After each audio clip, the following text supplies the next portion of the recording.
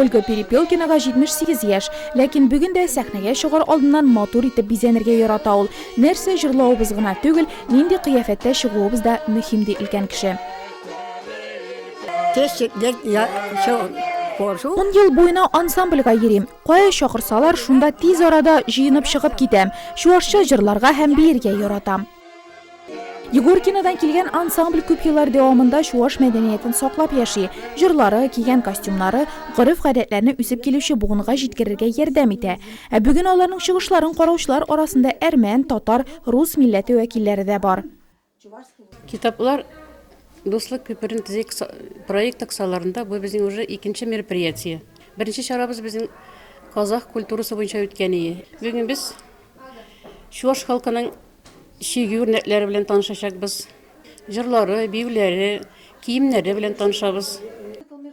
Үзәк китапханә һәм халыклар дуслыгы ярдәме белән оештырылган кичәдә Чуаш халкының милли бизәкләре белән башкалар да танышты. Шигү үрнәкләре, милли бәйрәмнәр, Чуаш язучылары иҗаты, булар турында китаплардан күп мәгълүмат табып була. Алар мәдәниятне саклап калучы ресурсларның берсе диелде очрашуда.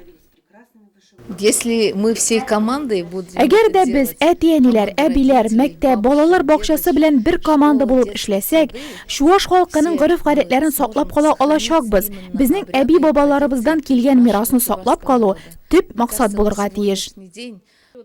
Менә Роза Чуаш милли бизәкләрен саклап калуның үз чарасын тапкан. Кичә кунакларына Чуаш орнаменты кушып чигелгән мендәрчекләр тәкъдим итте ул. Франциядән безгә килеп җиткән әнә куйгычларны дусты Маргарита Литте ясарга тәкъдим иткән. Я к ним прихожу домой. Мин аларның иләрендә үземне үз йортымдагыча хис итәм. Менә бу мендәрчекләрне ясагач, Маргаритадан кем ясады дип сораганнар. Ул Роза дип җавап биргән. Күпләр татар кызы Чуаш бизәген шиктеме дип гаҗәпләнде. Миңа калса, монда гаҗәпләнерлек әйбер юк. Миңа бик ошый. Ясаган вакытта без орнаментларны икәү бергә эзләдек.